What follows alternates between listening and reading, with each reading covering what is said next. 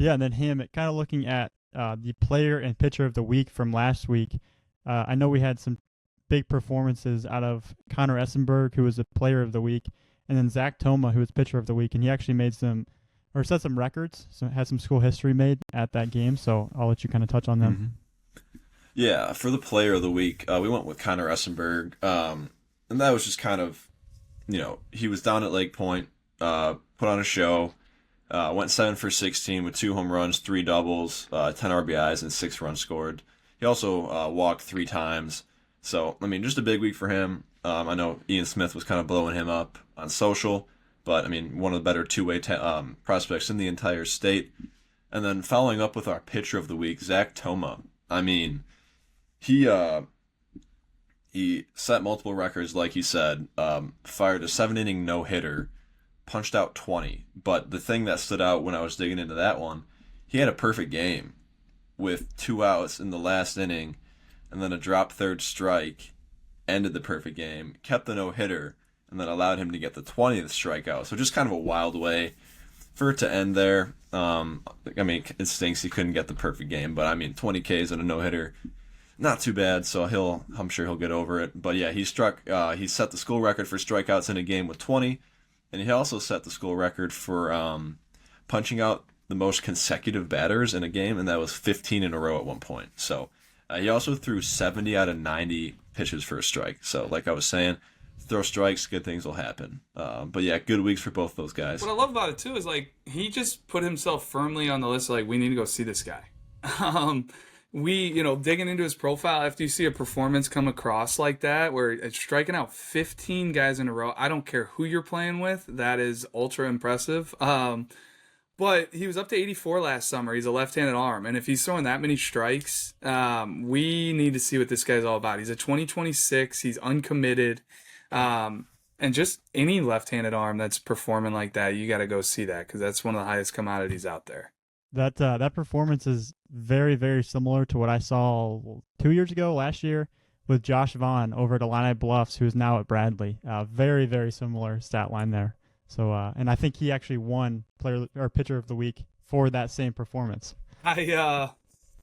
I really thought for a second you might have been going down the rabbit hole if that reminded you of one of your performances. I was really hoping so. Oh, no. That's where I thought that was going to. Just 20 Ks every week, yeah. No, I wish. Right? 15 strikeouts in a row. That's awesome. Yeah. Zach Toma, West Aurora, big time performance there. And what I love about this is this kind of leads into performances that were noteworthy around the state, right, Gavin? Yeah, so looking at the Diamond Notes, we post this every Wednesday. I know we mentioned that a lot, but just wanted to continue to give that love and shout that out, because it's an awesome story where we highlight players that did not get the player or pitcher of the week. We highlight them and what they did the week prior in the Diamond Notes story. But yeah, just kind of taking a quick look at it. Right-handed pitcher Reese Bolin from Staunton, he's a 2026, threw a complete game, shut out with 7 strikeouts and 2 walks. It was actually a no-hitter. So good performance there from the kid down in Staunton. Sebastian Reyes at St. Rita, 2025, threw 6 2/3 innings, struck out 13, allowed 2 hits and no runs. Kind of going down the list here. Reed Murray from Alton, a 2025, threw 5 innings, struck out 9, walked 2, allowed no runs and no hits. And then Anthony Farina from Lockport, a 2027, threw 5 1/3, struck out 6. Walked none, allowed 3 hits and 3 runs against Manuka.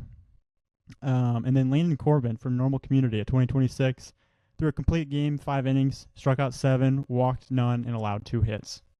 Yeah, I'll hop in here. A sophomore that's been making some noise for Downers Grove North, Colin Doyle. He threw 4.1 innings, punched out 10, walked only 1, didn't allow a run, and only scattered 3 hits. And he's like super long levered, like 6'6" at least, and it looks like he's throwing strikes, and he's been a big reason that they've been throwing the ball well and having a good start to their year. And then moving down, Gavin Triesenberg. I mean, he's just been having a great year from what it looks like. I mean, I saw him once, and he took multiple at-bats that were really impressive. Was on the barrel. I know he was on the barrel again in front of Tyler. He had an impressive home run. And then this past week, he was 7 for 11 with 2 doubles, 3 RBIs, 4 runs scored. and 3 stolen bases. So good to see him keep hitting. I mean, he's one of the better defenders in the state. Was a standout from our preseason pro case. I think that's a potential pro guy, whether it be he's getting looks this year or down the road. But he's really interesting for me personally. And then for Andrew, Caden Kendall, he's kind of their cornerstone on both sides of the ball. He threw a complete game with just 1 earned run, scattered 3 hits, and struck out 10. So Caden Kendall, I mean, the Kendall brothers, they both are really good prospects over at Andrew, and I know they've both been, kind of the cornerstone pieces for that team over the last couple of years. Well, and you kind of like Caden did it on the mound here in the daily roundup, but like they're known for their bats as well. Yeah, Yeah, I Nolan feel as like well. they've been really, really hitting so far for Andrew, and it's been a great start to the year. I'm just like kind of eyeing a couple nowhere, like Grady Davis for Belleville East, 5 for 7, but then he also went 7 2/3 on the mound and 2 relief appearances, and like Belleville East went 5-0 on the week. Just teams that kind of caught my eye, like they are now 10-3 on the year. So just a team down there that we need to keep an eye on in the St. Louis area. You mentioned Gavin Triesenberg and like what he did with the bat, and what I love about that is like he does so many more things on the field that impacts the game. I'm not going to steal all Tyler's thunder because I know he saw Brother Rice play. And you meant like Colin Doyle, what a huge piece for Downers Grove North. To give them that arm to kind of just help solidify that staff. I know they have Zeroli and some other guys, but really making them a dangerous club here to help rattle off those 11 straight wins. Yeah, and then going back to Triesenberg for 1 second, actually, my former coach, Mike Vesco, he texted me the video of that home run from Lyons Township, and I've long respected Mike's eye as a scout, and I've always thought he was a good evaluator.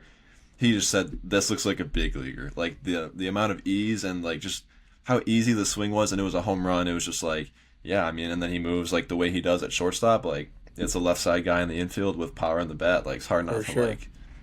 And I know Coach McBride likes him over there at Brother Rice. He's been a mainstay, up the middle of that defense for a long time and in the middle of that order.